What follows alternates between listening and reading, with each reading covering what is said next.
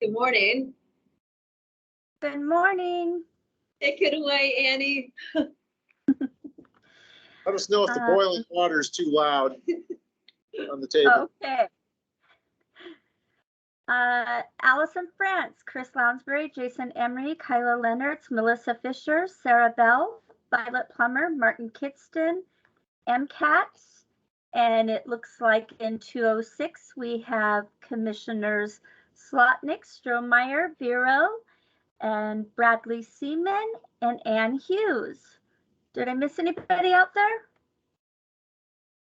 All right, Commissioners. Thank you.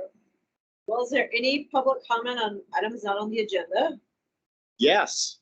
Yes. So, Mr. Strohmeyer.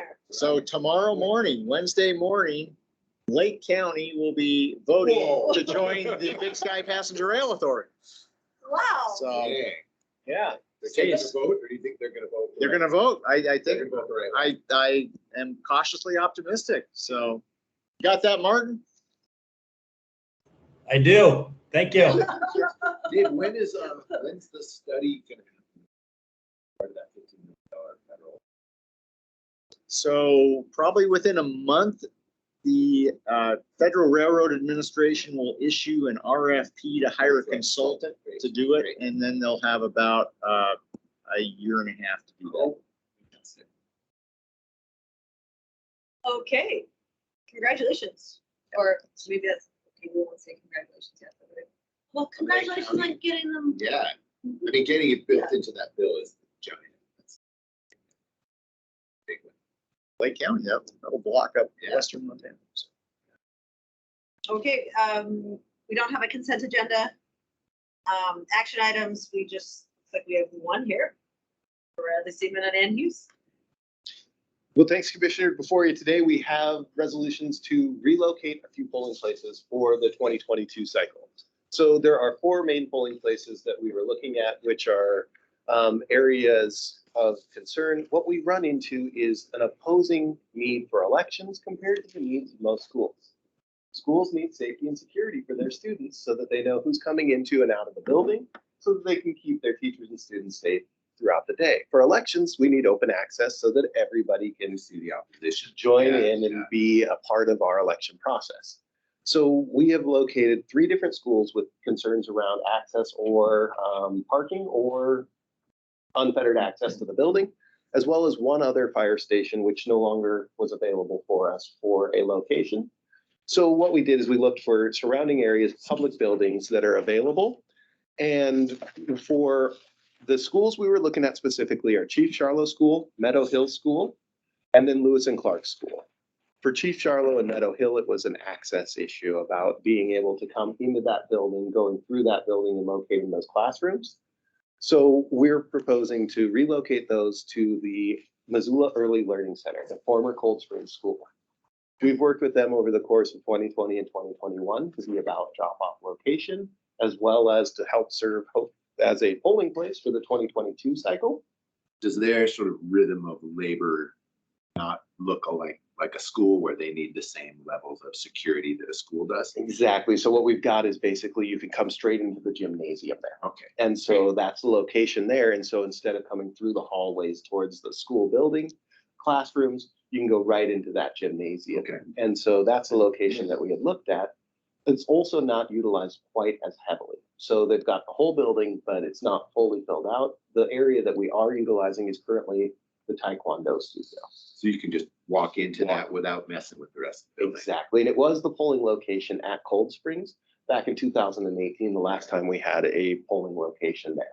So we're kind of reusing the same place that we've currently used in the past, so many voters will be aware, but looking to relocate the voters from Chief Charlo School and Meadow Hill School, noting that there are 513 current polling place voters at Chief Charlo and 667 at Meadow Hill. The distance is down the hill. We are looking at 1.6 miles from Chief Charlo to Cold Springs Early Learning Center, and it's only 0.4 mile from Meadow Hill School to the Early Learning Center.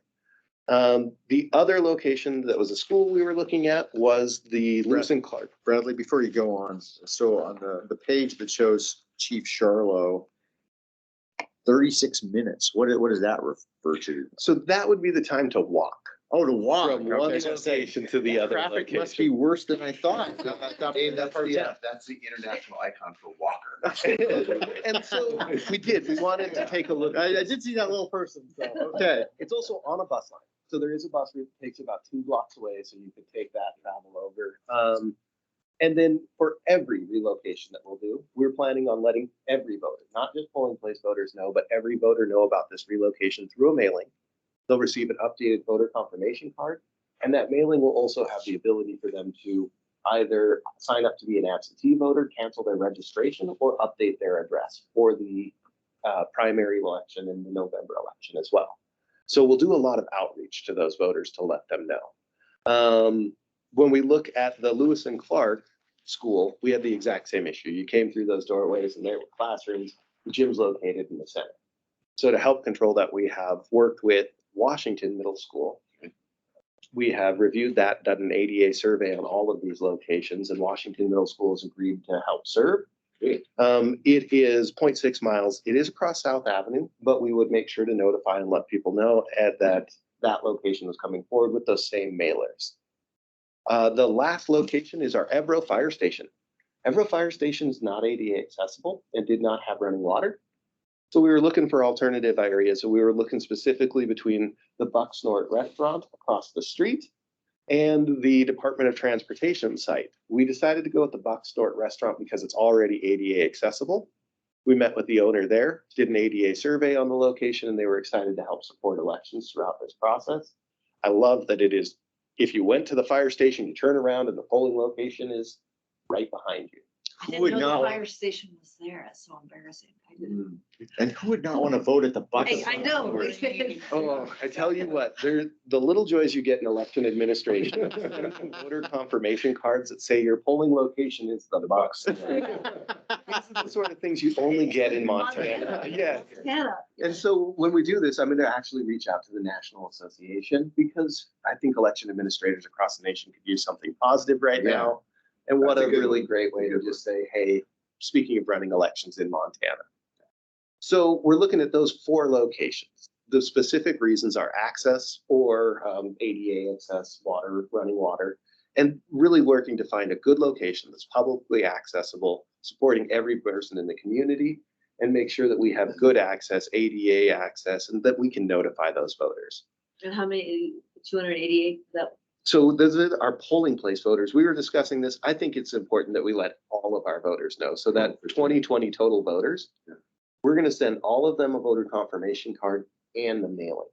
What this can do is if it's an inactive voter and they don't realize they're inactive, they could reactivate. Or if they get that mailing and they find out that there was still an inactive voter and they now live in another state, they can cancel their registration. In addition to that, if they're a polling place voter, and the Ebro one's a little bit different, but if one of those location moves makes it harder for them, they could sign up to be an absentee voter. We were at 85% of our voters being absentee voters at the end of last year. I just crunched those numbers recently. It dropped a little bit as we did list maintenance. So it brought it to 81%, which is a really high number for Missoula County. And so many of our voters are absentee voters already, but we want to serve voters in the way they feel most comfortable. So if you're a polling place voter, we've got a location in the community that's nearby, that's ADA accessible, and we want you to vote there. Questions about each of these different areas? All sounds quite reasonable. Yeah, we worked hard to help address concerns with people in the community throughout the different locations. And, you know, some of these areas being across the street couldn't be better, couldn't be better. I think it's wonderful that we can take into mind the specific considerations around safeties that schools have and also think about the access that voters need.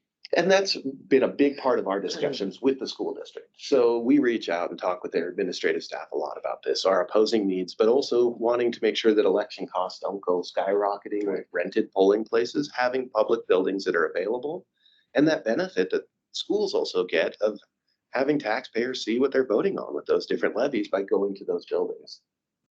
Makes good sense. was that your motion? Oh, So do we have a resolution or? Oh, yeah, what? I'm sorry. I don't have the agenda with me. Yeah. 4 resolutions. 4 resolutions, It's one one for for each location. Oh, okay. So what's the So process on that then? it's the slate of. The s- yeah, Okay. I would run it the as- Motion I- on the slate. I would Okay. I would move we approve the slate of resolutions as to new polling places. I'll second that. Any further comment? Okay. All in favor? Aye. Aye. Martin, you have anything to ask Bradley while he's here? Lots of hubbub about elections lately, Martin. Elections, I think I'm done with all that, so. Moved on. I did have a question, though. I was wondering if to take this opportunity just to find out where the county lands inventory is that you instructed staff to conduct last summer. Where are they at in that process, and have they revealed anything, or when do they expect to present that?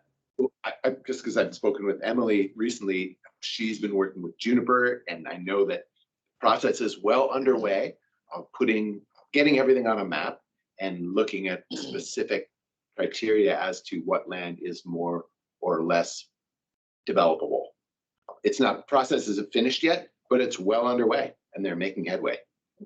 I mean, by fall, or it's like, what? Yeah, oh, here's Allison. There's Allison. Yeah, so just really quickly, Martin, probably next week, we're going to be unveiling our new community engagement platform. It's going to be called Missoula County Voice. It's similar to the city's Engage Missoula site. And that's one of the projects that's going to be on there that people can take a look at and provide feedback on. So just be on the lookout for that. Great. Has it revealed any surprises to this point? We What I- haven't seen anything yet. I saw one draft of a map and no surprises yet. Okay, thank you. We learned that we own a courthouse downtown. What?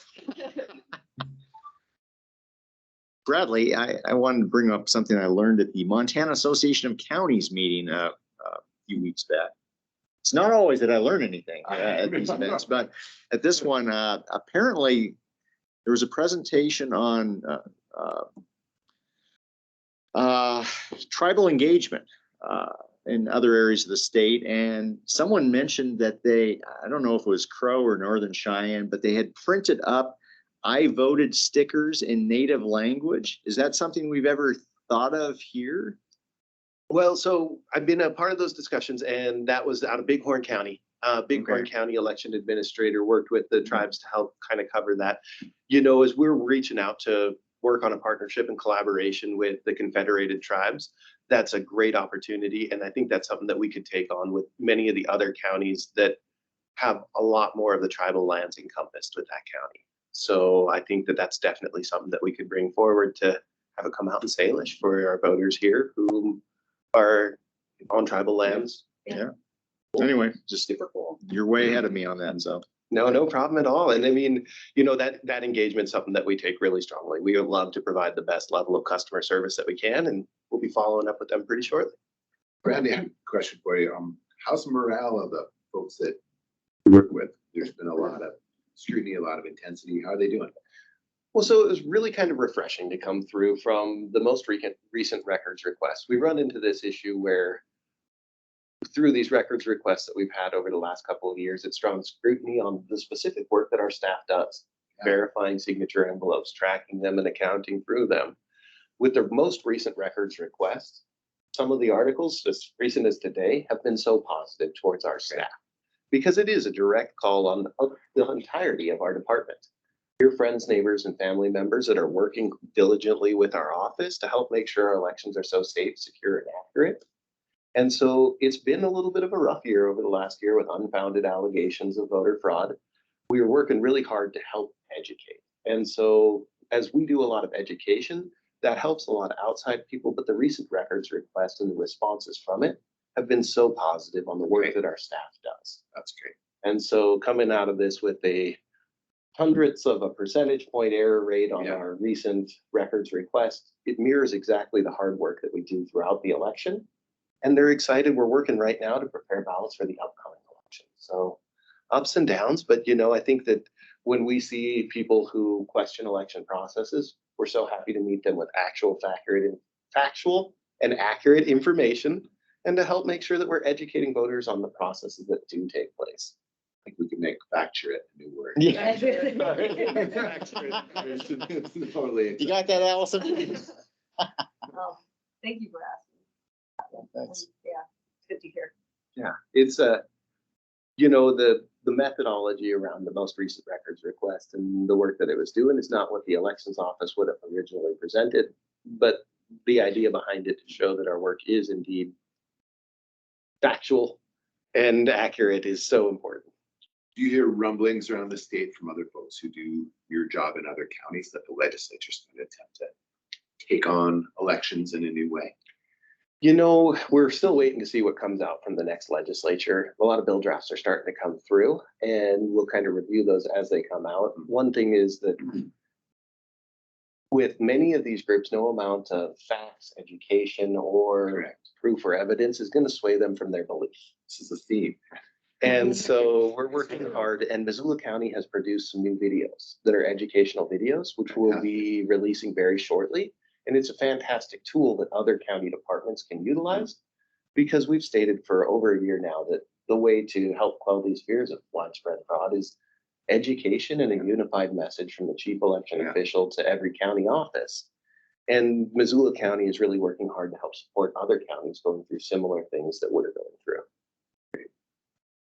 Tip of the spear. You could say. We're all super proud to be associated with you and your staff. And, you know, I'm so excited to have such a great team. With a full-time team of 5 staff, we work so hard to help grow, collaborate, pull in all of our temporary workers and run elections that everybody can be proud of. Thank you. Yeah, thank you. Thanks a lot. And I'll keep So bringing crucial. donuts as often as I need to bring donuts. Well, thanks, guys. Yeah, It's thank so you, exciting to Bradley. be here too and see the other side of things. I'm so used to being on the screen watching. Yeah. And I'm like, no, the agenda is not up in front of anybody in here. This is why we should help say it's a slate of resolutions that we're putting forward. Sometimes we do have agendas. We We're going were naked just- today. Yeah, yeah. With just Bradley in here today. Quick and easy. Okay, Well, thanks, guys. Yeah, thanks, everybody. have That a it? great week, everyone. Thanks right. for Goodbye. coming on.